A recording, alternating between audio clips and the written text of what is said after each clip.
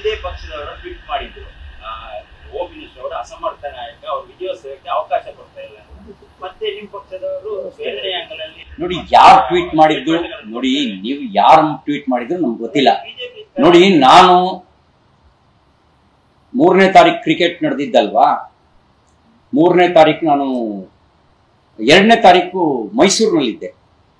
ಪತ್ರಕರ್ತರು ಒಂದು ಪ್ರಶ್ನೆ ಕೇಳಿದ್ರು.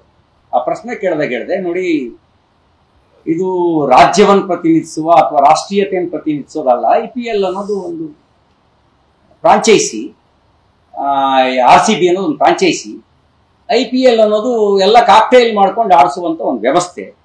ನಾವು ಆಟ ನೋಡಿ ಖುಷಿ ಪಡೋಣ, ಬಹಳ ಅಭಿಮಾನದ ಅತಿರೇಕ ಬೇಡ ಅಂತಕ್ಕಂಥ ಮಾತನ್ನ ನಾನು ಸ್ಪಷ್ಟವಾಗಿ ಹೇಳಿದ್ದೆ.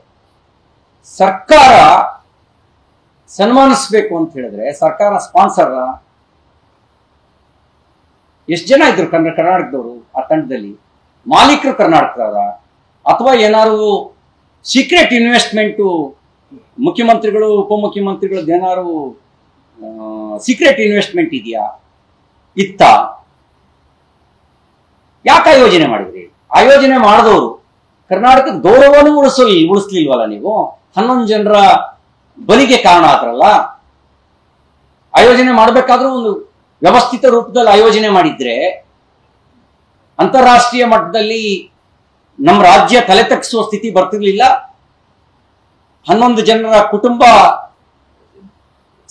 ದುಃಖದಲ್ಲಿ ಪರಿತಪಿಸುವಂತ ಸ್ಥಿತಿ ಬರ್ತಿರ್ಲಿಲ್ಲ. ಅದನ್ನೂ ನೆಟ್ಟಗೆ ಮಾಡ್ಲಿಲ್ವಲ್ಲ.